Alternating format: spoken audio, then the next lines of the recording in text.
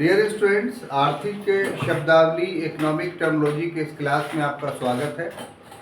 ये भी एक लंबा क्लास चल रहा है और आशा करते हैं कि आज ये अंतिम क्लास होगा इसका, और जितने भी बचे हुए टर्मोलॉजी हैं उसको आज की क्लास में हम लोग ख़त्म करेंगे। उसमें पहला जो है वो अदृश्य मद यानी इनविजिबल आइटम के बारे में हम लोग को जानना है। तो जहाँ तक अदृश्य मद की बात है तो ये पहली बात जानिए ये कि ये विदेशी लेन देन से संबंधित है। ठीक है, विदेशी लेन देन से संबंधित है।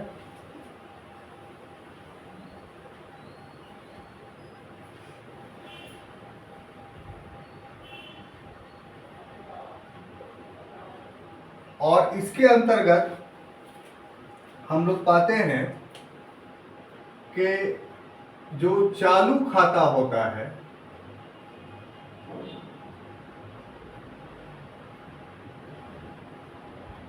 यानी जो करंट अकाउंट होता है,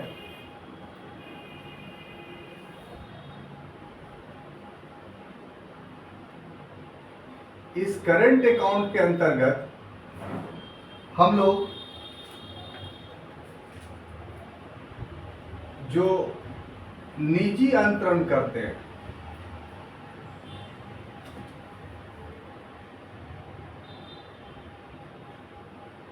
यानी प्राइवेट ट्रांजैक्शंस,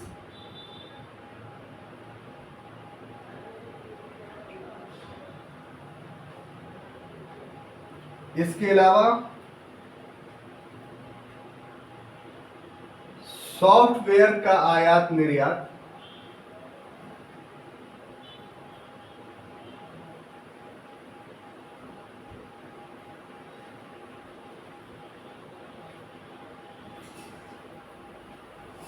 ये हम लोग करते हैं। इसके बाद पर्यटन,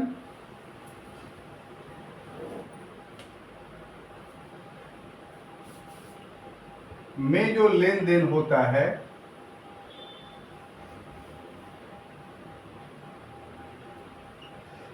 इसके अलावा विविध सेवाएं जो लेते हैं हम लोग,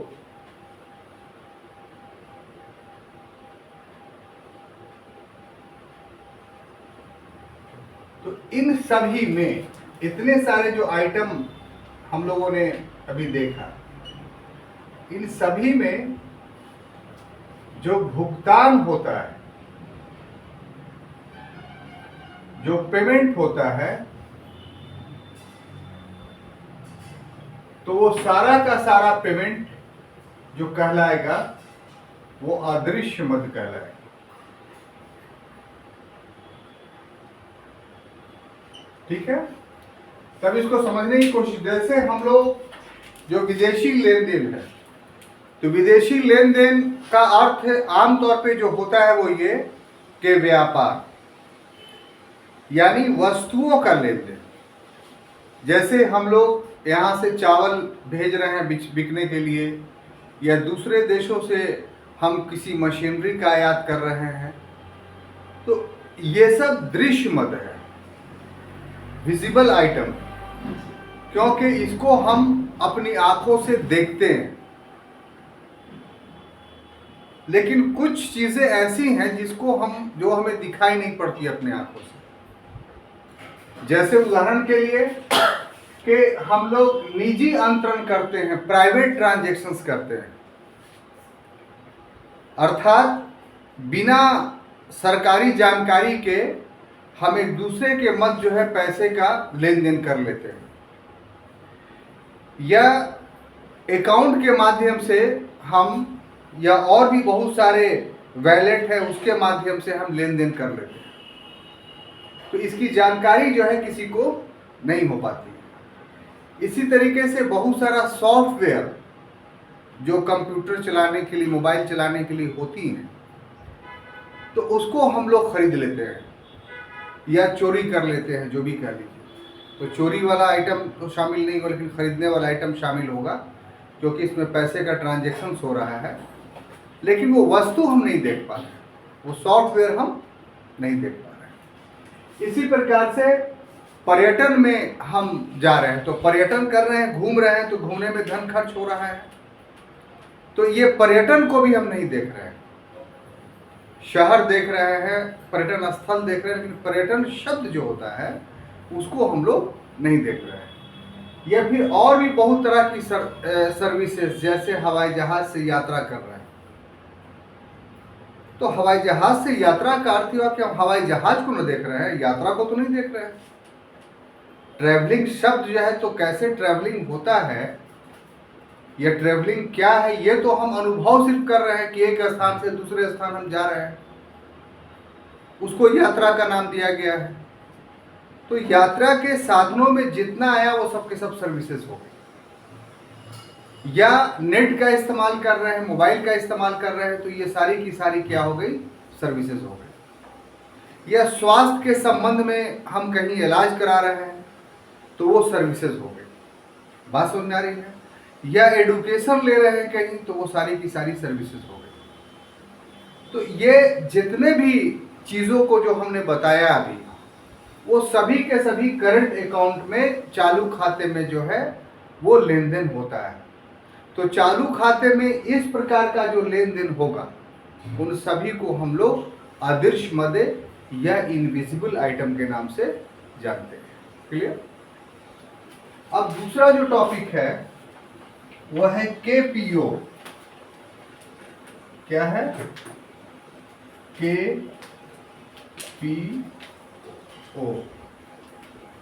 जिसको हम लोग बोलते हैं नॉलेज प्रोसेसिंग आउटसोर्सिंग।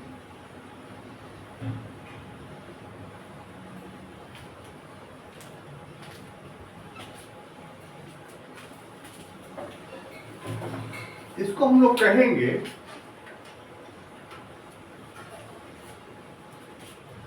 कि ज्ञान आधारित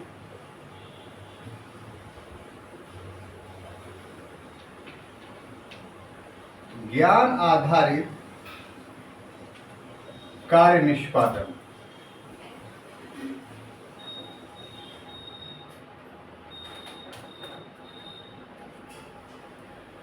तो इसमें क्या होता है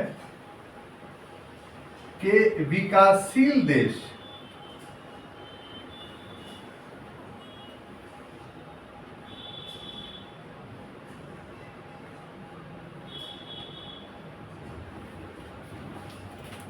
जहां ज्ञान जो है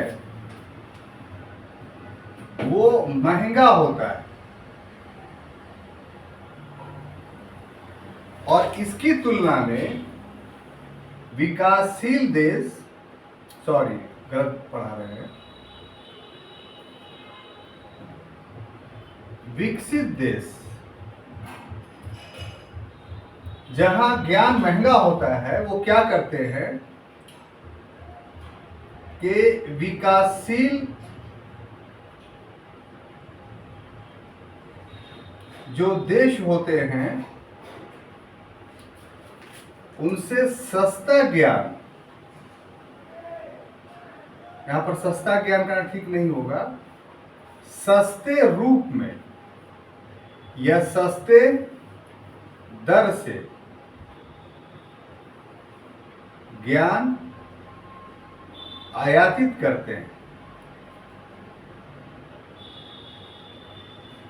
तो ये जो ज्ञान आयातित होगा सस्ते दर से, वो जिस माध्यम से होगा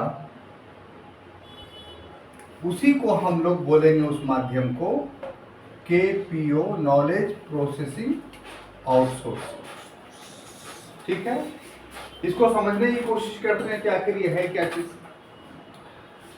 तो देखिए, जो ज्ञान का जहां तक बात है, नॉलेज का जहां तक बात है, तो इसका अर्थ क्या है? इसका अर्थ ये है कि कोई टीचर किसी स्टूडेंट को पढ़ा रहा है, तो ये ज्ञान आधारित व्यवसाय है। कोई वकील अपने क्लाइंट को परामर्श दे रहा है तो ये ज्ञान आधारित परामर्श है। कोई डॉक्टर अपने मरीज को परामर्श दे रहा है तो ये ज्ञान आधारित परामर्श है। कोई सीए किसी बिजनेसमैन का काम कर रहा है या उसको परामर्श दे रहा है तो ये सब ज्ञान आधारित परामर्श है।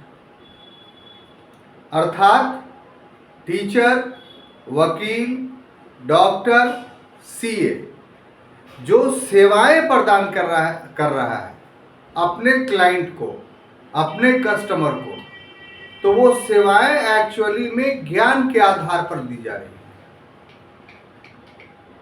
अब ऐसी परिस्थिति में जो डेवलप कंट्री हैं, जो विकसित देश हैं, वहाँ के टीचर, वहाँ के सीए, वहाँ के डॉक्टर, वहाँ के वकील जब परामर्श देंगे अपने क्लाइंट को तो उसका रेट ज्यादा रखेंगे।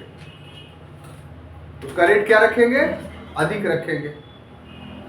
लेकिन वही सेवाएं अगर विकासशील देश का कोई डॉक्टर, कोई वकील, कोई शिक्षक, कोई सीए अगर प्रदान करता है तो विकसित देशों के तुलना में वो सस्ते दर पर नॉलेज देता है। जैसे एग्जाम्पल आप लीजिए इसको कि किसी स्टूडेंट को अमेरिका में बायोलॉजी का कोई सिस्टम पढ़ना है, वहाँ पढ़ाई ऐसे होती है, बायोलॉजी का कोई सिस्टम पढ़ रहा है, मान लीजिए स्केलेटन सिस्टम पढ़ना है उसको, यानी उसको हिंदी में अगर बोलेंगे तो क्या बोलेंगे? स्केलेटन सिस्टम्स को कंकाल तंत्र। अब वो नेट पर तलाश करता है तो अमेरिका में कोई टीचर है, उसको पढ़ाने के लिए एक चैप्टर को उससे डिमांड कर रहा है कि 3,000 रुपया हम लेंगे, और वहीं पर भारत में कोई टीचर उसको 500 रुपया में ही वो स्केलेटन सिस्टम या कंकाल तंत्र का क्लास लेने के लिए तैयार है। और दोनों टीचर जो है वो मीडियम दोनों का इंग्लिश ही है और दोनों सेम बात ही पढ़ाएगा। तो अब आप बोलिए कि वो स्टूडेंट किसको प्रेफर करेगा? जो भारत का स्केलेटन सिस्टम पढ़ाने वाला टीचर है उसको करेगा। तो ऐसी परिस्थिति में जो है वो नॉलेज को आउटसोर्स किया। आउटसोर्स का मतलब क्या है कि बाहर से ग्रहण किया, अपने देश से ग्रहण नहीं किया। जहां रह रहा है उस देश से उसने नॉलेज को ग्रहण नहीं किया, बल्कि बाहर से ग्रहण किया। जो बाहर से ग्रहण किया उसी को बोला जाता है आउटसोर्सिंग। तो चूंकि नॉलेज का उसने आउटसोर्सिंग किया, इसलिए उसका नाम क्या है कि नॉलेज प्रोसेसिंग आउटसोर्सिंग। प्रोसेसिंग शब्द इसलिए इस्तेमाल किया गया है कि ये प्रोसेस होकर करके आया है, एक प्रक्रिया से आया है, डायरेक्ट नहीं आया है। स्कूल से अगर लेते, कॉलेज से लेते तो ये डायरेक्ट नॉलेज लेते, लेकिन एक प्रोसेस का मतलब क्या है? मशीनरी लगी है उसमें। यहाँ टीचर एक कैमरा के सामने बैठ करके क्लास ले रहा है और वहाँ एक टीवी के सामने बैठ कर करके या जो डिस्प्ले होता है वो डिस्प्ले के सामने बैठ कर करके वो पढ़ रहा है। साथ ही साथ प्रश्न करना हो रहा है तो वो भी माइक का इस्तेमाल कर रहा है या फिर टाइप करके अपने समस्याओं को लिख के भेज रहा है और तब टीचर उसका एक्सप्लेन कर रहा है। तो नॉलेज के आदान प्रदान में प्रोसेसिंग हुई, प्रसंस्करण हुई, इसमें डायरेक्ट नहीं हुआ। इस वजह से इसको केपीओ कहा गया, यानी नॉलेज प्रोसेसिंग यूनिट। एक एग्जांपल और देंगे तो आप अच्छे से समझ जाएंगे। मान लिया जाए कोई स्कूल है, वहाँ 1000 बच्चे पढ़ रहे हैं। स्कूल ने एग्जामिनेशंस लिया, तो एग्जामिनेशंस लेने के बाद स्कूल का दायित्व क्या होता है? रिजल्ट देना। तो रिजल्ट के लिए बजाते तौर पे मार्कशीट तैयार होता है कॉपी चेक होने के बाद। अगर ये मार्कशीट वो अमेरिका में तैयार करता है तो उसको 100 रुपये पर मार्कशीट का चार्ज वहाँ देना पड़ेगा। वही मार्कशीट अगर भारत में वो तैयार करवाता है तो उसको पर मार्कशीट 85 रुपया लग रहे हैं। तो वह स्कूल क्या करेगा कि सारा डेटा भारत में किसी कंपनी को ट्रांसफर कर देगा और वो कंपनी मार्कशीट बना करके ऑनलाइन उसको ट्रांसफर कर देगा अमेरिका में, और वहां वो प्रिंट आउट निकाल लेगा। तो इस तरीके से उसके जो खर्च हैं उस खर्च में कितने ही कमी आई, तो 50% की कमी आई। तो वो स्कूल क्या करेगा कि केपीओ के द्वारा जो है वो अपना काम भारत से करवाएगा।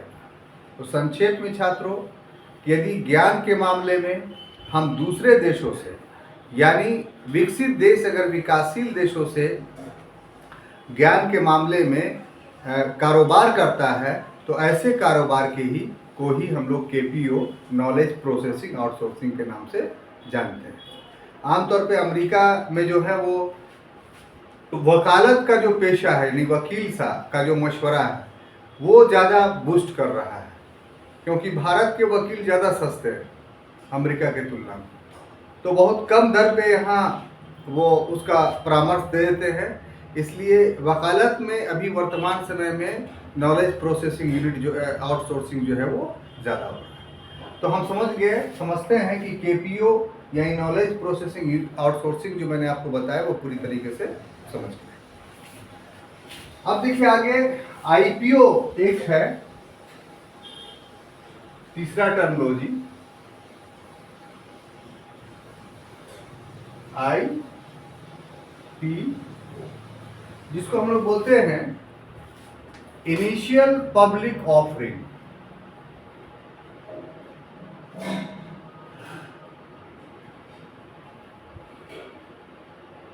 इनिशियल पब्लिक ऑफरिंग, ये क्या चीज है कि यदि कोई कंपनी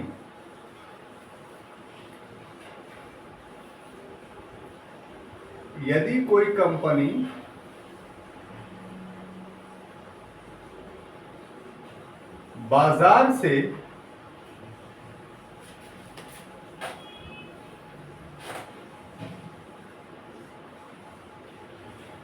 धन उगाहना चाहती है,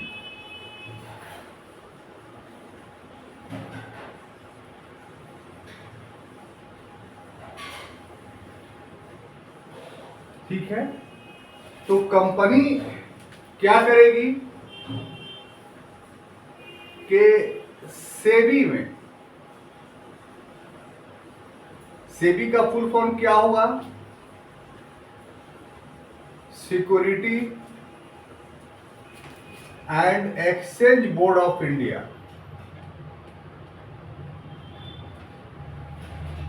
एक्सचेंज बोर्ड ऑफ इंडिया, यहां अपने आप को पंजीकृत कराएगी, है ना, सॉरी,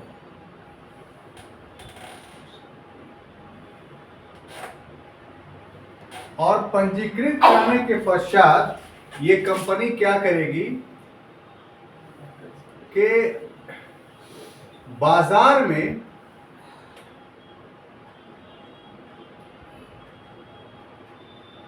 ₹10 या ₹100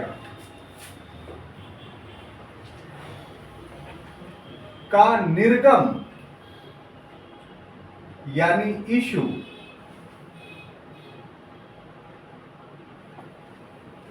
जारी करेगी।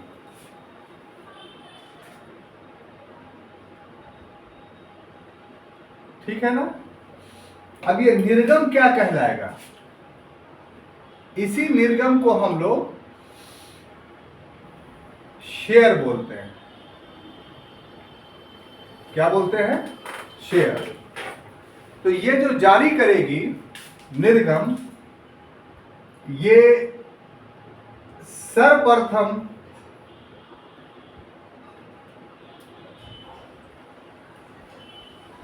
इसको जनता खरीदती है।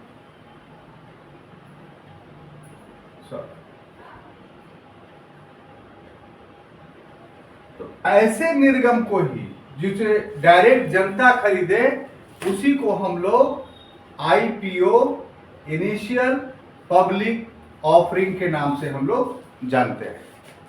अब इसको थोड़ा विस्तार से समझते हैं कि देखिए कोई कंपनी है, एक कंपनी है कि छोटी कंपनी है, बहुत बड़ी कंपनी नहीं है। तो छोटी कंपनी खोलना है तो उसके पास, खोलने वाले के पास कुछ धन है, सक्षम है। यदि धन नहीं है तो 2-3 लोगों को पार्टनर बना लिया और उससे उसको धन मिल गया तो कंपनी अपनी खोल ली। लेकिन दूसरा रूप यह है कि वो एक बड़ी कंपनी खोलना चाहता है और बड़ी कंपनी खोलने के लिए उसके पास खुद धन नहीं है, या जो उसके साथी हैं वो भी उसकी मदद नहीं कर पा रहे, या सरकार भी उसकी मदद नहीं कर पा रही। तब ऐसी परिस्थिति में आधुनिक युग में अर्थव्यवस्था के क्षेत्र में एक नया संकल्पना उभर करके सामने आया और वो संकल्पना क्या है कि हम बाजार से पैसा लेंगे। अब बाजार से पैसा लेने का अर्थ क्या कि बाजार में जाके मांगेंगे, ये भाई दो हमको पैसा दे दो, ऐसा कोई दे देगा क्या? तो कंपनी खोलने के लिए बाजार से पैसा लेने हेतु एक प्रक्रिया है। 1989 से पहले तरीका दूसरा था, यानी कंपनी बाजार से पैसा लेने के लिए बिल्कुल स्वतंत्र थी। इस क्रम में कोई उसको रेगुलेट नहीं करता था। लेकिन उसके बाद बहुत बड़ा घोटाला हो गया, तो उस घोटाले के कारण सरकार ने एक संस्था बना दी, SEBI, Securities and Exchange Board of India. और इसका काम क्या है कि कोई अगर कंपनी बाजार से पैसा उसको लेना है या उगाना है तो उसके लिए ज़रूरी है कि इस सेबी में अपना रजिस्ट्रेशन कराए, अपना पंजीकरण कराए।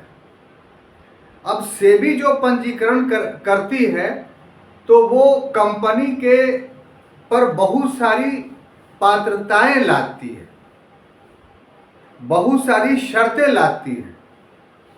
वो देखती है कि कंपनी फ्रॉड तो नहीं है, उसके पास परिसंपत्ति पूर्व से है कि नहीं, यह जो व्यापार कर रही है वो व्यापार युक्ति युक्त है कि नहीं, यह जो निर्माण कार्य कर रही है वो लाभदायी है कि नहीं। ये सारी चीजें देखने के बाद सेबी उसको पंजीकृत कर लेती है, मतलब उसको रजिस्ट्रेशन नंबर मिल गया। अब वो कंपनी सरकार के विनियम, रेगुलेशंस के अधीन आ गया। अब उस कंपनी को सरकार के द्वारा बनाए गए सारे नियमों का पालन करना होगा। बात समझ में आ रही है? जो कंपनी एक ज्वाइंट स्टॉक कंपनी के रूप में दर्ज है तो जितने उसके भागीदार हैं या जितने उसमें पार्टनर हैं उन सभी का पूरा विवरण होगा, नाम होगा, पता होगा, कितने अंश उनके लगे हुए हैं, सारी शर्तें होंगी। और बाजार से वो कंपनी कितना धन लेना चाहती है इसका भी विवरण होगा। वो धन कैसे लेगी, 10 रुपये के शर्त पर लेगी, 100 रुपये के शर्त पे लेगी, कितना इशू जारी करेगी, कितना प्रपत्र जारी करेगी, ये सब विवरण जब हो जाता है, जब इस पर सिग्नेचर हो जाता है, मेमोरेंडम ऑफ अंडरस्टैंडिंग पर सिग्नेचर्स हो जाता है, तब कंपनी एबल होता है अपना इशू यानी अपना निर्गम को जारी करने के लिए। अब देखिए साहब, निर्गम या इशू कैसे जारी किया जाता है, क्या होता है? तो कंपनी एक समाचार पत्र में एक या एक से अधिक, जो अंतर्राष्ट्रीय भी होगा और राष्ट्रीय भी होगा, उसमें अपना एक परफॉर्मा जारी करेगी पब्लिक के नाम कि आप हमारी कंपनी का शेयर 10 रुपया की दर से या 100 रुपया की दर से खरीद सकते हैं और उसकी अमुक शर्तें हैं। तो उसमें व्यक्ति जो है वो अपना नाम, पता, बैंक अकाउंट, जो डीम्ड अकाउंट होता है, ये सब का नंबर, ये जो भी कंपनी उससे डॉक्यूमेंट्स चाहती है उन सभी का फोटो स्टेट, और प्लस जितना उसको खरीदना है, मान लिया 10 रुपये के हिसाब से उसको 10 खरीदना है तो 100 रुपये का पोस्टल ऑर्डर, या अगर 1000 खरीदना है तो उसी हिसाब से उतने का पोस्टल ऑर्डर उसमें अटैच कर करके कंपनी के एड्रेस पर भेज दिया जाता है। बात समझ में आई? अब कंपनी क्या करती है कि वो शेयर का एक डॉक्यूमेंट से, यानी प्रपत्र का, इश्यूज का एक डॉक्यूमेंट छपवा करके रखी रहती है। जैसे पोस्टल ऑर्डर आप लोग लेते हैं तो उसी टाइप का कागज रहता है, वो उस व्यक्ति के नाम पर इशू करके जो है वो डाक से उसके घर पर भेज देता है, जो उसका एड्रेस रहता है। और इस हिसाब से वो जो भेजता है तो उसी को हम लोग क्या बोलते हैं, निर्गम ये इशू। और वही बिक्री की भाषा में शेयर कहलाता है। बात समझ में आ रही है? तो प्राथमिक रूप से, आरंभिक रूप से जो कंपनी शेयर जनता को के लिए जारी करती है उसी को हम लोग आईपीओ यानी इनिशियल पब्लिक ऑफरिंग हम लोग बोलते हैं। अब इसमें दो तरीके का होता है, एक होता है शेयर और दूसरा होता है डिबेंचर। तो डिबेंचर ये को हिंदी में बोलते हैं ऋण पत्र। तो ऋण पत्र की खरीद बिक्री नहीं हो, जिसके नाम से जारी किया गया वही उसको डायरेक्ट कंपनी को बेच करके अपना धन लेगा। नहीं बेचेगा तो हर साल एक निश्चित लाभांश, चाहे कंपनी को घाटा हो या फायदा हो, जो तय होगा ऋण पत्र में, डिबेंचर में लाभांश, वो लाभांश हमेशा वो कंपनी जो डिबेंचर खरीदा है, ऋण पत्र खरीदा है, उसको मिलता रहेगा। लेकिन शेयर जो है उसमें ऐसी शर्त नहीं है। शेयर में अगर कंपनी को फायदा होगा तभी कंपनी फायदा देगी, अगर कंपनी को नुकसान होगा तो कंपनी कोई फायदा नहीं देगी। बात समझ में आ रही है? और दूसरा कि आदमी चाहे तो इसको बेच सकता है, यह ट्रांसफरेबल है, हस्तांतरण नहीं है। और उस शेयर की बिक्री कहां होगी? तो शेयर बाजार में। और आप इसी को खरीद बिक्री के बारे में सुनते हैं कि स्टॉक एक्सचेंज में फलाने कंपनी का शेयर उछल गया, इतने रुपये पर पहुंच गया, 400 पे पहुंच गया, 200 पे पहुंच गया। तो ये 400 200 क्या होता है पता है? इसी 100 रुपये का शेयर 200 और 400 में बिकता है। तो आप बोलते हैं कि ये इस कंपनी का शेयर, मतलब उस कंपनी को उतना लाभ हुआ तो उसके शेयर के मूल्य इतने बढ़ गए। तो संक्षेप में छात्रों, कोई कंपनी बाजार से धन उगाहने के लिए जो अपना प्रथम निर्गम जारी करती है, जिसको जनता खरीदती है, उसी को हम लोग आईपीओ इनिशियल पब्लिक ऑफरिंग के नाम से जानते हैं। ये एक सेंटेंस को समझाने के लिए मैंने इतनी बड़ी भूमिका आपके सामने बात। क्लियर? कोई कंफ्यूजन? अब देखिए आगे है एक समावेशी विकास। हालांकि पहले पढ़ चुके हैं लेकिन क्रम से है तो फिर पढ़ा दे रहे हैं। क्या? समावेशी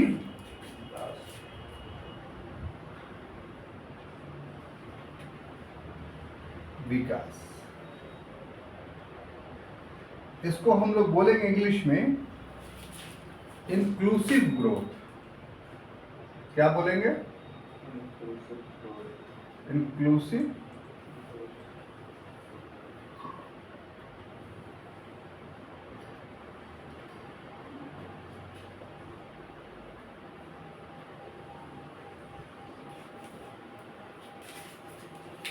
अब देखिए ये क्या है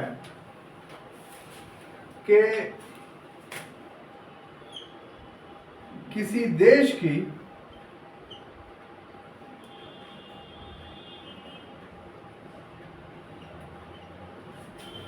राष्ट्रीय आय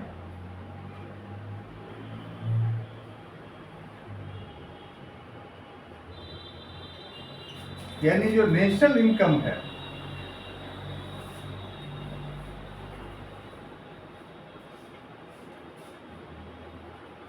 इसमें यदि वृद्धि हो रही है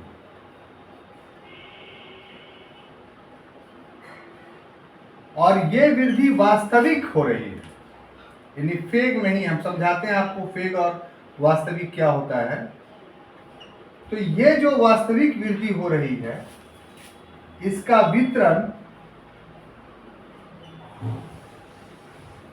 यानी डिस्ट्रीब्यूशन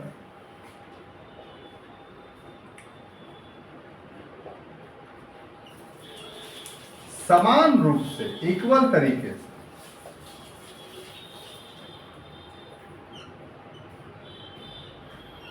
जनसंख्या के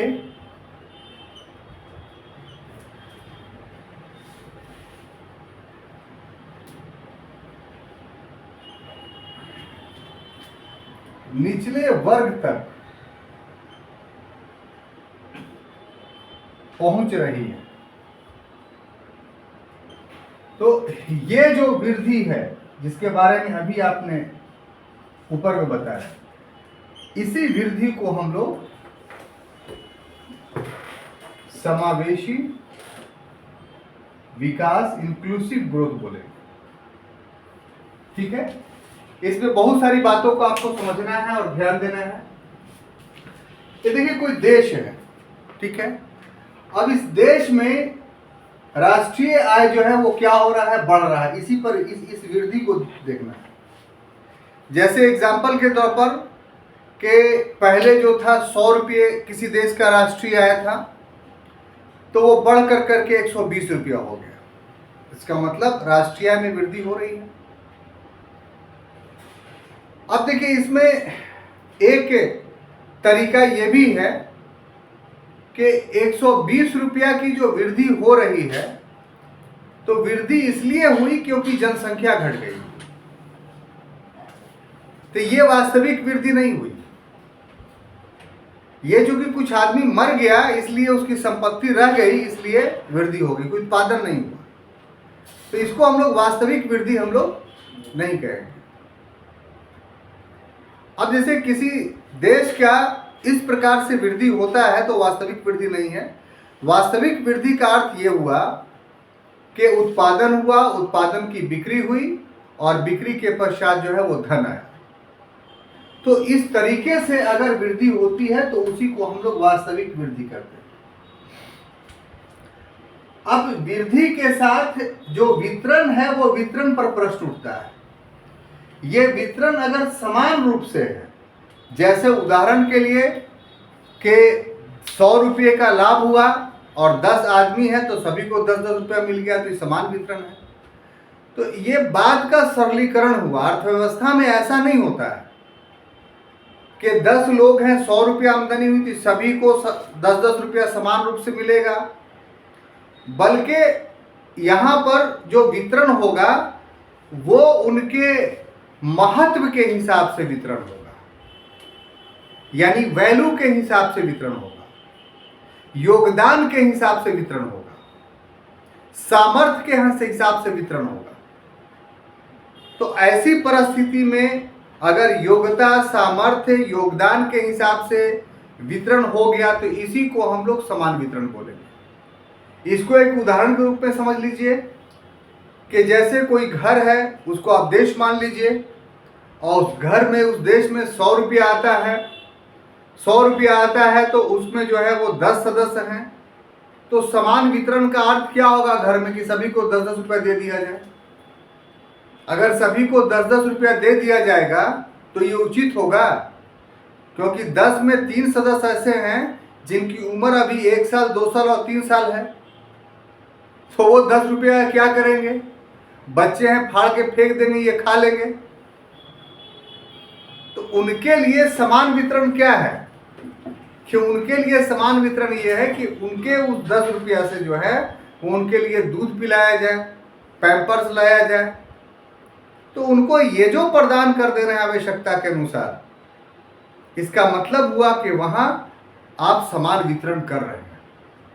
अब घर का गार्जियन है तो सारी संपत्ति उसकी है, उसके खर्च भी ज़्यादा हैं, तो स्वाभाविक सी बात है कि इस 100 रुपया में उसका हिस्सेदारी जो है वो ज़्यादा होगी।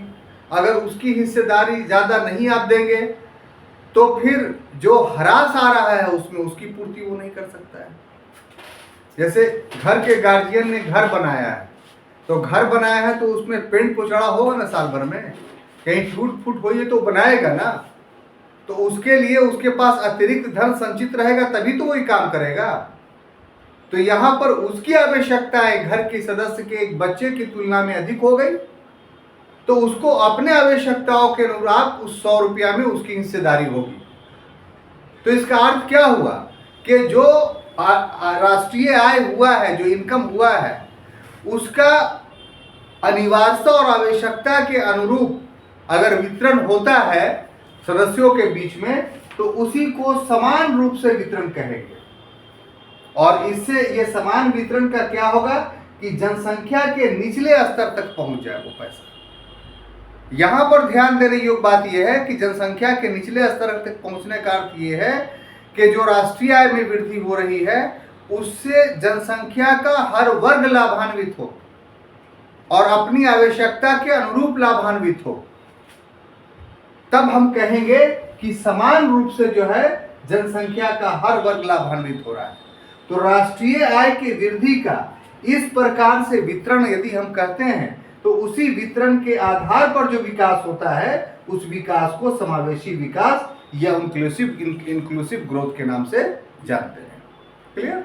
इसका स्नैप ले लीजिए, उसके बाद फिर आगे पढ़ते हैं।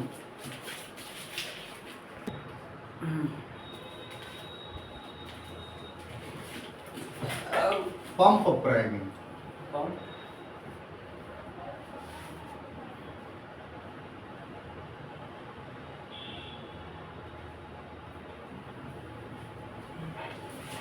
ये जो शब्द है वो एक अर्थशास्त्री हैं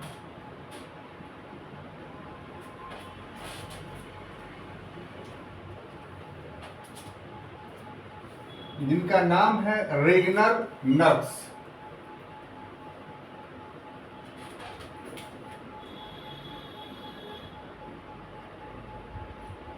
ये इनकी एक संकल्पना है।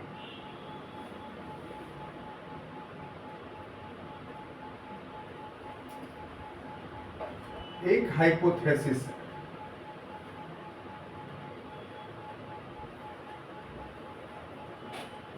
और इसके तहत ये जो लागू होता है ये हाइपोथेसिस वो गतिहीन अर्थव्यवस्था के लिए। कैसी अर्थव्यवस्था के लिए? गतिहीन अर्थव्यवस्था के लिए।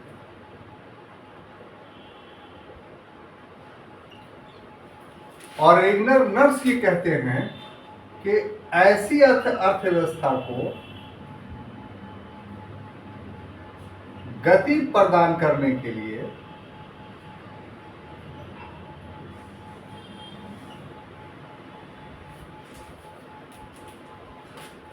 धन का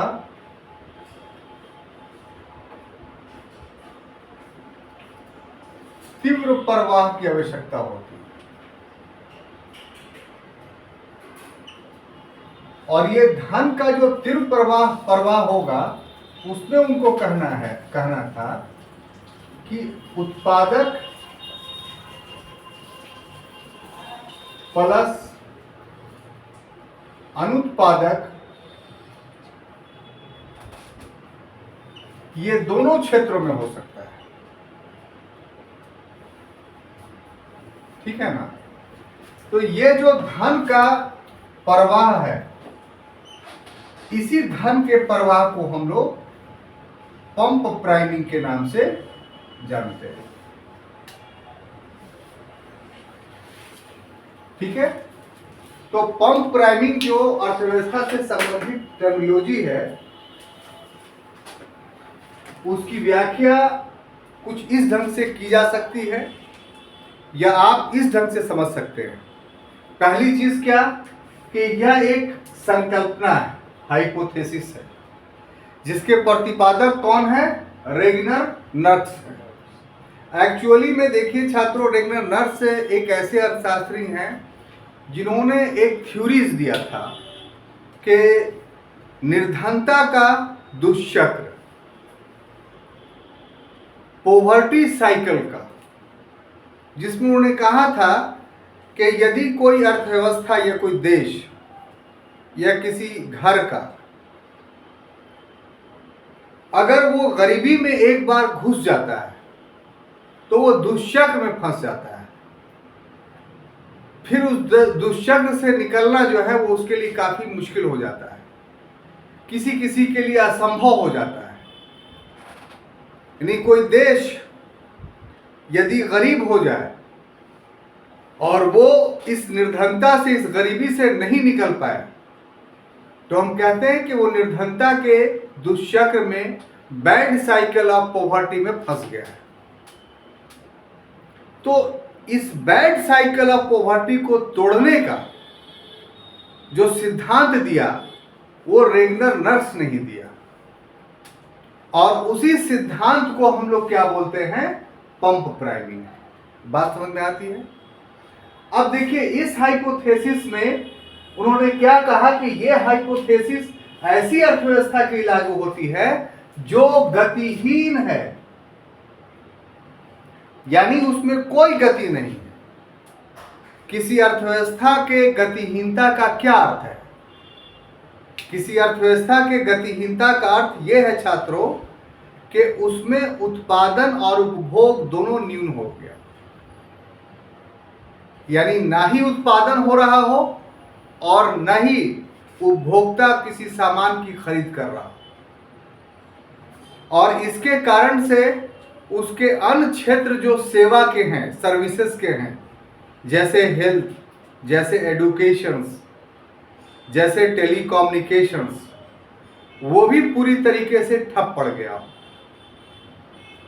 तो किसी देश की ऐसी शोचनीय स्थिति अगर आ जाए तो हम कहेंगे कि साहब उसकी अर्थव्यवस्था पूरी तरीके से गतिहीन हो गई। बात समझ में आई? अब ऐसी अर्थव्यवस्था में अगर गति प्रदान करना है तो रेगनर नर्स कहते हैं कि उसमें धन थोड़ा बहुत नहीं बल्कि वृहद पैमाने पे धन पंप करना होगा, यानी बहाना होगा। पंप का मतलब क्या होता है? बहाना, दे देना होगा, डाल देना होगा उस अर्थव्यवस्था में। अब देखिए, धन का जो प्रवाह आमतौर पे लोग करते हैं, ये देश करता है, वो यूं ही नहीं करता, वो आमतौर पे उत्पादक कार्यों में करता है। कोई फैक्ट्री लगाएगा, किसी चीज़ का उत्पादन होगा, कृषि क्षेत्र में लगाएगा तो उत्पादन होगा, सर्विस क्षेत्र के रूप में लगाएगा तो उत्पादन होगा।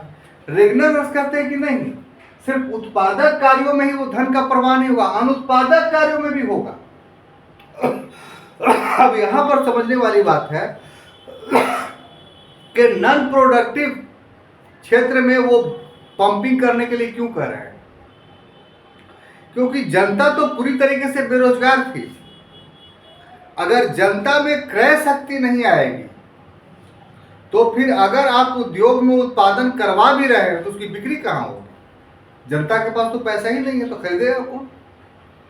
तो फिर उसका उत्पादन किया हुआ ठप पड़ा रहेगा, तो फिर उसका उत्पादन बंद हो जाएगा। तो जो जनता पूरी तरीके से निर्धन है, उसकी क्रय शक्ति बढ़ाने के लिए आप अनुत्पादक क्षेत्रों में भी पंपिंग कीजिए, यानी पैसा बांटिए। तब क्या होगा कि जो उत्पादन हो रहा है उस उत्पादन का ये अनुत्पादक जो आप पैसा दिए हैं ये क्रय करेगा, खरीदेगा। तो इससे मोबिलिटी ऑफ इकोनॉमी आएगी, यानी अर्थव्यवस्था में तरलता आएगी, लिक्विडिटी आएगी, तो अर्थव्यवस्था गति पकड़ लेगा। जब गति पकड़ लेगा तो यही गति रेगनर नर्स कहते हैं कि उस देश के या उस अर्थव्यवस्था के गतिहीनता को तोड़ देगी, यानी निर्धनता के दुष्चक्र को समाप्त कर देगी। और ये कैसे होगा? तो यही धन का प्रवाह जो होगा, इसी को हम लोग क्या बोलते हैं? Pump priming. तो आप पूरा समझ गए? तो ग्रेजुअली धीरे धीरे समझते जाइए और इस वीडियो को बार बार देखिए ताकि टर्मोलॉजी आपको पूरी तरीके से बहुत सारा कंफर्म हो जाए। फिर चैप्टर्स पढ़ेंगे तो उसमें भी बीच बीच में आएगा, तो उसमें भी हम लोग पढ़ते रहेंगे। यहाँ मूलभूत रूप से कुछ टर्मोलॉजी को हम याद करवा देना चाहते हैं, और एक बार में याद नहीं होगा। वीडियो आपके ग्रुप में इसलिए डाला जा रहा है कि आप उसको बार बार देखिए, चाहे हिस्ट्री का हो चाहे इसका हो।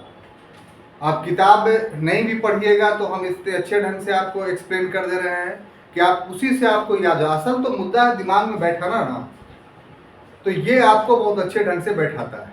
क्लियर? उसके बाद आप एक प्रैक्टिस कीजिए कि मान लिया वीडियो देख लिया तो आप एक रफ कॉपी रखिए, उसमें लिखते जाइए।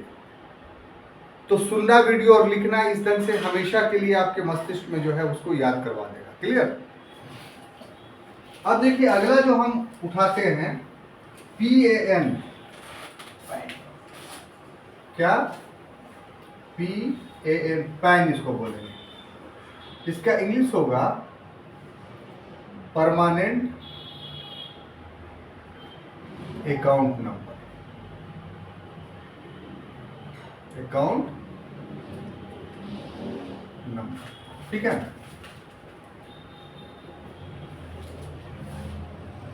ये क्या है साहब? तो इसको हिंदी में हम बोलते हैं अस्थाई लेखा संख्या। इसको हिंदी में क्या बोलेंगे? अस्थाई लेखा संख्या।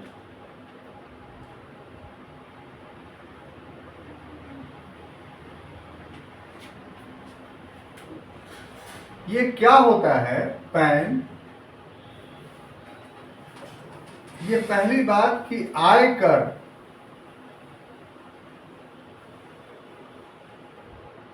विभाग यानी इनकम टैक्स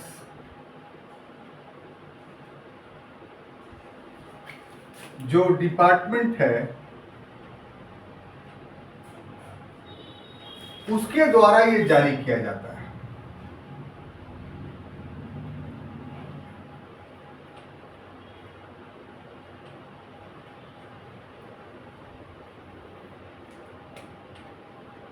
ठीक है। और ये होता क्या है? तो एक कार्ड होता है और इसमें एक नंबर होता है और ये नंबर जो है निजी व्यक्ति को आयकर विभाग जो है वो जारी करती है। ठीक है। अब ये जो पैन नंबर, इसके बारे में इतना विवरण हम दिया, इसका उद्देश्य क्या होता है?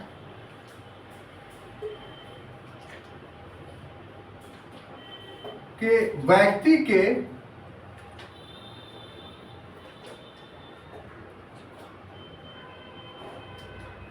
वार्षिक आय और व्यय का विवरण रखना, पहला। और दूसरा, कर अपवंचना से बचना। ठीक है। तो इसमें इतनी सारी बातें आपको पढ़ना है कि पैन क्या है। तो एक अस्थाई लेखा संख्या होता है, एक परमानेंट अकाउंट नंबर होता है ना। ये परमानेंट अकाउंट नंबर किसको कौन जारी करता है? तो जो इनकम टैक्स डिपार्टमेंट है, आयकर विभाग है, वो जारी करता है। अब देखिए इनकम टैक्स विभाग है किस लिए? तो इनकम टैक्स विभाग है व्यक्ति के व्यक्तिगत आय का पता लगाने के लिए।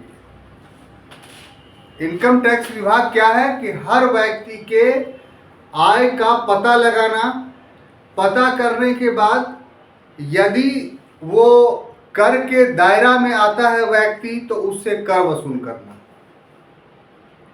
मान लीजिए कि आय कर विभाग ने निर्धारित किया है कि 5 लाख रुपया से नीचे का जिसका आय होगा उससे कोई इनकम टैक्स उस व्यक्ति पर नहीं लगेगा। लेकिन 5 लाख से अगर ऊपर होता है और 10 लाख तक उसकी आय होती है तो जितनी उसकी आय है उसका 10% उसको टैक्स देना पड़ेगा, इनकम टैक्स। अगर 20 लाख से 50 लाख तक उसकी आय है तो 20% उसको उस आय पर टैक्स देना पड़ेगा। अगर 50 लाख से ऊपर उसकी आय है तो उस आय पर 30% उसको कर देना पड़ेगा। तो यह निर्धारण किसने कर दिया? इनकम टैक्स डिपार्टमेंट के द्वारा कर दिया गया है, सरकार के माध्यम से। अब यदि आप इस आय वर्ग में आते हैं यानी 5 लाख से कम आते हैं तो आपको टैक्स नहीं देना है। अगर 5 से 10 लाख के अंदर आते हैं तो आपको 10% टैक्स देना है। अगर 10 से 50 लाख के अंदर आते हैं तो आपको 20% टैक्स देना है, और 50 लाख से ऊपर आते हैं तो आपको 30% देना है। बात समझ में आ रही है? तो ये जो तय हो गया तो पता कैसे चलेगा? तो इसी को पता करने के लिए इनकम टैक्स डिपार्टमेंट क्या करती है, हर को कहती है कि कार्ड बनवाइए अपना हमारे ऑफिस में। ठीक है, हम आपको कार्ड बना के दे देंगे, उसमें एक नंबर होगा और वो नंबर आपको निजी रूप से जारी किया जाएगा। अब आपको क्या हो जाएगा कि साल भर में रिटर्न भरना पड़ेगा। एक फॉर्म आता है फॉर्म 6, उसमें आप पूरा भरिएगा तो आपके अकाउंट पर जो परमानेंट अकाउंट नंबर है उसमें चढ़ जाएगा। तो उस फॉर्म 6 में क्या होगा कि साल भर में आपने कितना आय कमाया और कितना खर्च किया, इसका पूरा विवरण उसमें होगा। अब जितना कमाया और जितना खर्च किया तो बचत कितना हुआ आपको, तो जो बचत हुआ ना वही आपकी आय हो गई। यहां पर एक कंफ्यूजन क्लियर कर लीजिए कि मान लिया जाए आपने 20 लाख या 20 करोड़ रुपया कमाया, तो वो 20 लाख या 20 करोड़ आपकी आय नहीं हुई साहब। 20 लाख कमाया और 20 लाख खर्च कर दिया तो आपकी आय कितनी होगी? शून्य। लेकिन 20 लाख कमाया और 10 लाख आपने खर्च किया तो आपकी आय हो जाएगी 10 लाख। अब ऐसा रिटर्न आप भरे हैं तो आपको कर अदा करना पड़ेगा, और अगर कर आप अदा नहीं करते हैं इसका मतलब कर का अपवंचन कर रहे हैं, आप कर की चोरी कर रहे हैं। अपवंचन का मतलब चोरी, और ये दंडनीय अपराध है कर का अपवंचन। क्यों? क्योंकि ये सरकार की आय है, उसी आय से सरकार चलती है। तो लोगों के आय व्यय का लेखा रखना और लोगों को कर अपवंचन से बचाना या कर अपवंचन नहीं करने देना, इन दो उद्देश्यों की प्राप्ति के लिए आयकर विभाग पैन कार्ड जारी करती है। इसीलिए कहीं भी आप जाइएगा बैंक में खाता खुलवाने या बैंक में ट्रांजैक्शन करने या अन्य आर्थिक गतिविधि करने, तो आपको सबसे पहले क्या मांगेगा? पैन कार्ड नंबर मांगेगा। उससे उसको पता चल जाएगा कि कितना मजबूत आदमी है। बात समझ में आई? और आप कर की चोरी नहीं कर सकते। अगर आप बहुत पैसा लेकर के आप धन जमा करके रखे हुए हैं और टैक्स नहीं दे रहे हैं तो उस धन का आप खर्च नहीं कर सकते। अगर आप मकान बनाए, गाड़ी खरीदे और टैक्स आप नहीं दिए हैं तो सरकार पूछ देगी कि आप पैसा कहां से लाए। लेकिन आप टैक्स दे रहे हैं आपने एक साल टैक्स दिया 10 लाख रुपया पर, तो इसका मतलब क्या कि उस साल 10 लाख रुपया आपकी आय हुई, वो व्हाइट मनी आपका हो गया। दूसरे साल फिर 10 लाख का आपने टैक्स दिया तो आपके पास दूसरे साल कितना पैसा हो गया? तो 20 लाख हो गया। तो इसका मतलब 20 लाख रुपया व्हाइट मनी है। आप 20 लाख रुपया बाजार में खर्च कर सकते हैं डंके की चोट पर, कोई नहीं रोकेगा। लेकिन 20 लाख रुपया है आपके पास, उस पर कर आप नहीं दिए हैं तो वही ब्लैक मनी हो गई, काला धन हो गया। तो ये काले धन से बचने का उपाय है पैन कार्ड। बात समझ में आई? अब देखिए अगला जो है वो है व्यावर्ती योजना रोलिंग प्लान। क्या है? व्यावर्ती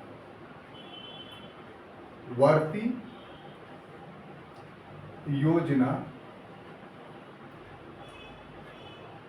यानी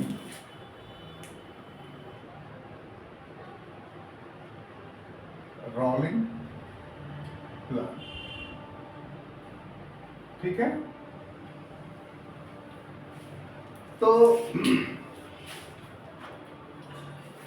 ये क्या है? एक अर्थशास्त्री है,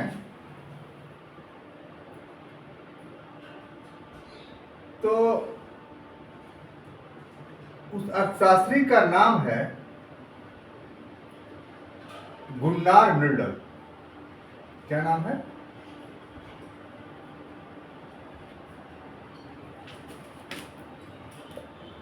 गुन्नार मिर्डल। ये इस व्ययवर्ती योजना के जन्मदाता है, ठीक है। और इन्होंने इसको जन्म देने के लिए एक पुस्तक लिखी और उसी में इस योजना का उन्होंने वर्णन किया। पुस्तक का नाम है Indian economic planning,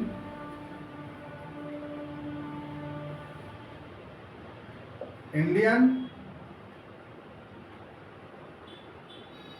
economic planning and it's broader setting.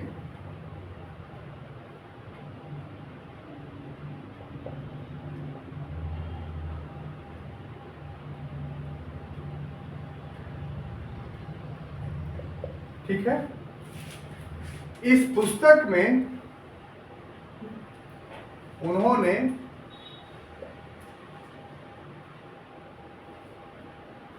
पंचवर्षीय योजना के स्थान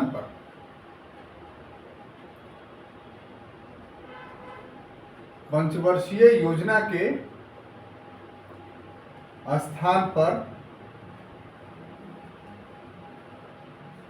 निम्न 3 चरणीय योजना प्रस्तुत की। 3 चरणीय यानी 3 फेजेस, इसको इंग्लिश में क्या कर सकते हैं, 3 फेजेस योजना प्रस्तुत की।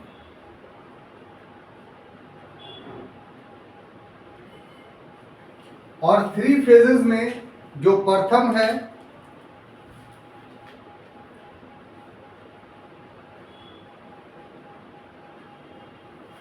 वो 1 वर्षीय योजना है।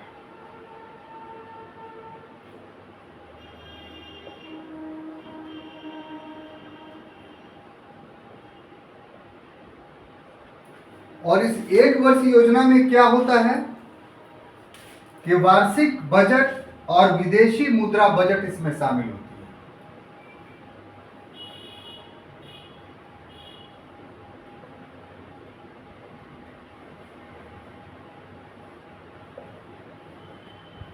प्लस विदेशी मुद्रा बजट होगा इसमें।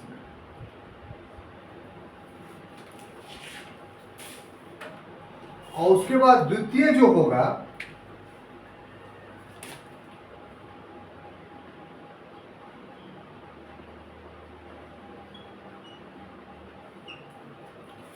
वो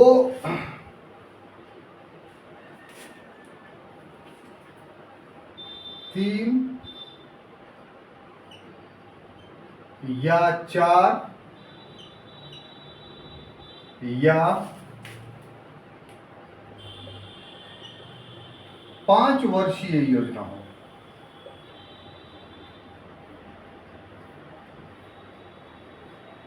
ठीक है। और इसमें जो होगा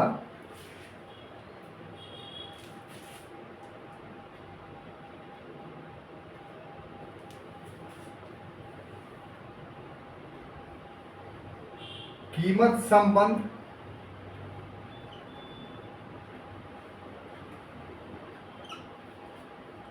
और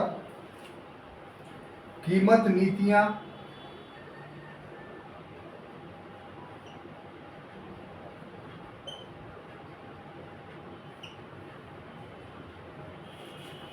और तकनीक,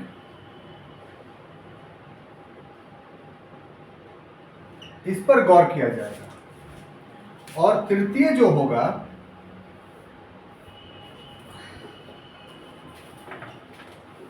वो 5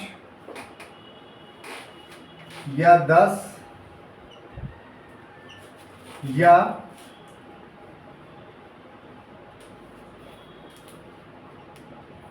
15 वर्षीय योजना होगा। और इसके तहत जो है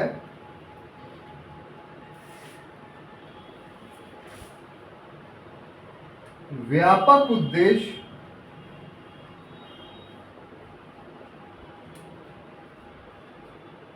इसमें शामिल किया जाए। ठीक है, अभी देखिए साहब ये क्या है, तो पहले इसको समझिए इस ढंग से कि आयोजनगत विकास यानी प्लान्ड डेवलपमेंट का जो कंसेप्ट है, जो थ्योरीज है, वो मार्क्सवादी थ्योरी है। इसको एक बार ऑब्जेक्टिव जब बता रहे थे तो उसमें आपको पढ़वाए भी हैं, हम याद कीजिए, उसको रिकॉल कीजिए। तो क्या हम लोगों ने देखा था कि रूस में सबसे पहले व्लादिमीर इवानोविच लेनिन, जिसके नेतृत्व में बोल्शेविक क्रांति हुई थी वहां 1917 ईस्वी में, तो मार्क्सवादी विचारधारा के तहत हुआ था। जब मार्क्सवादी विचारधारा को लागू किया गया उस देश में, तो पूरी अर्थव्यवस्था पूर्व की तुलना में और खराब हो गई। यानी कृषि में उत्पादन घट गया, उद्योग में उत्पादन घट गया, बेरोजगारी बढ़ गई। तब 1921 ईस्वी में जो है वो पंचवर्षीय योजना लेनिन ने जारी की, और तब रूस 5 ही साल के अंदर विश्व का एक बहुत विकसित देश बनने में सफल हो गया था। और सबसे महत्वपूर्ण बात यह कि 1929 से 31 के बीच में जो विश्वव्यापी आर्थिक मंदी आई, तो फिर उस मंदी से पूरा विश्व प्रभावित हुआ, लेकिन रूस प्रभावित नहीं हुआ। और रूस क्यों नहीं प्रभावित हुआ? तो इसलिए नहीं कि उस देश में पंचवर्षीय योजना लागू थी। तो उसके बाद जो पूंजीवादी देश थे उन लोगों ने भी योजनागत विकास करने लगे। तो इस प्रकार साम्यवादी होने के बावजूद भी आयोजनगत विकास, प्लान डेवलपमेंट सारी अर्थव्यवस्था का अंग बन गया। जब हमारा देश स्वतंत्र हुआ तो उसने इसका अनुकरण करते हुए 15 मार्च 1950 ईस्वी को योजना आयोग का गठन किया और देश की पहली पंचवर्षीय योजना 1951 से 56 के बीच लागू की गई। तो कुछ तो विकास हुआ प्रथम दूसरे में, लेकिन तृतीय योजना पूरी तरीके से फ्लॉप हो गई। उसके बाद 66 से 69 तक एक वर्षीय योजना चली। फिर जो है चतुर्थ योजना जो है 69 में आई, वो 5 साल पूरा नहीं कर पाई। फिर 5वीं योजना आई, फिर जनता पार्टी की सरकार 1970 में आ गई। तो 1977 में जब जनता पार्टी की सरकार आई तो उसी समय गुन्नार मिडल ने ये व्यावर्ती योजना यानी रोलिंग प्लान का संकल्पना किया। मतलब हम लोग 5 साल जो योजना बनाते हैं तो आर्थिक गतिविधि 5 साल के लिए नहीं होती है। आर्थिक गतिविधि बहुपक्षीय होती है। उसमें कुछ लक्ष्य ऐसे होते हैं जो वार्षिक होते हैं, कुछ लक्ष्य ऐसे होते हैं जो 3 या 4 या 5 साल में पूरे होते हैं, और कुछ लक्ष्य को प्राप्त करने के लिए कम से कम 10-20 साल चाहिए, और हम सभी को 5 साल में शामिल कर लेते हैं। तो इसीलिए विकास का ये मापदंड जो है भारत पर ठीक नहीं होगा। तो उन्होंने बाज़ाब्ते तौर पे एक पुस्तक लिखी जिसका नाम था Indian economic planning and it's broader setting. यानी जो इंडिया का इकोनॉमिक प्लानिंग है उसका आप ब्रॉडर सेटिंग करना पड़ेगा, व्यापक तरीके से तैयारी करना पड़ेगा। और इसमें उन्होंने कहा कि अब योजना जो बनेगा वो हर वर्ष बनेगा, लेकिन कैसा बनेगा? 3 चरणीय होगा। उसमें एक योजना जो बनेगा वो 1 वर्ष का होगा। इसमें क्या होगा कि हर वर्ष का जो आय व्यय का लेखा जोखा है वो प्रस्तुत होगा, यानी वार्षिक बजट। और दूसरा क्या कि अंतर्राष्ट्रीय स्तर पर जो विदेशी मुद्रा का विनिमय हो रहा है, यानी जो आयात निर्यात कर रहे हैं, कितना वस्तु खरीद रहे हैं, कितना बेच रहे हैं, यानी हमको भुगतान संतुलन मेरे पक्ष में है नहीं है, इसका पता लगाएंगे हम लोग 1 वर्षीय योजना में। क्लियर? दूसरा उन्होंने कहा कि या तो वो 3 वर्ष के लिए हम बनाएंगे, या तो 4 वर्ष के लिए बनाएंगे, या 5 वर्ष के लिए बनाएंगे। और इसमें मुख्य फोकस क्या होगा? कीमत पर, मूल्य पर, और दूसरा कि तकनीक पर, टेक्नोलॉजी पे। कि कोई भी टेक्नोलॉजी हम इस्तेमाल करते हैं उसको एक समय देंगे अपना प्रभाव दिखाने के लिए। अभी हम कोई टेक्नोलॉजी लगाएं और कल हटा लिया तो उससे कोई बेनिफिट तो है नहीं। तो तकनीकीगत विकास हम कम से कम 3, 4, 5 साल के अंदर देखेंगे, और इस बीच में मूल्य को हम ध्यान देंगे कि इस मूल्य पर नियंत्रण रखें, ऐसी नीति बनाएं कि मूल्य वृद्धि जो है वो नहीं हो। और कुछ लक्ष्य ऐसे होते हैं जिसका बहुत व्यापक उद्देश्य होता है। जैसे मान लिया एजुकेशन की, हमको 10 साल के अंदर सारे लोगों को शिक्षित कर देना है, 20 साल के अंदर अमुक बीमारी का पूरी तरीके से समापन कर देना है। तो ये एक लंबा टाइमिंग मांगता है ये सब चीज, और उसके लिए भी योजना बनाना पड़ेगा, धनराशि निश्चित करनी होगी। तो बहुत दूर के उद्देश्यों की प्राप्ति के लिए हम ये तो 5 वर्ष की योजना बनाएंगे, या 10 वर्ष की बनाएंगे, या 15 वर्ष की बनाएंगे। और ये जो दोनों है, प्रथम और द्वितीय वाली योजना, ये एक दूसरे से अंतर संबंधित होगी, इंटरलिंक्ड होगी, यानी प्रथम द्वितीय पर प्रभाव डालेगी। क्लियर? तो इस प्रकार से 1970 से लेकर के 80 तक हमारे यहाँ जो योजना चली वो व्यावर्ती योजना चली। लेकिन जब इंदिरा गांधी 1980 में पुनः सरकार में आई तो उन्होंने इस व्यावर्ती योजना को समाप्त कर दिया और पुनः पंचवर्षीय योजना लागू कर दी। जब नरेंद्र मोदी की सरकार आई 2014 में, तो उसने योजना आयोग को ही समाप्त कर दिया और उसके स्थान पर नीति आयोग बनाया, जिसमें मूलभूत अंतर ये हो गया कि पहले योजना दिल्ली में बनता था, अब योजना दिल्ली में नहीं बल्कि गांव में बनेगा, ब्लॉकों में बनेगा, और यहाँ से बन के दिल्ली जाएगा। यानी अब एक प्रकार से नीति आयोग जो है वो शोध संस्था बन गया। जो नीचे से योजनाएं बन के जाती है उस पर शोध कर करके वो उसके अनुरूप जो है वो योजना बनाता है। तो ये था छात्रों व्यावर्ती योजना, रोलिंग प्लानिंग। अभी भी कुछ टॉपिक बच गया है, इसलिए कल हम आपको विश्वास दिलाते हैं कि कल इसका अंतिम क्लास होगा। कुल 10 क्लास में हम इसको ख़त्म करेंगे। तब तक के लिए धन्यवाद।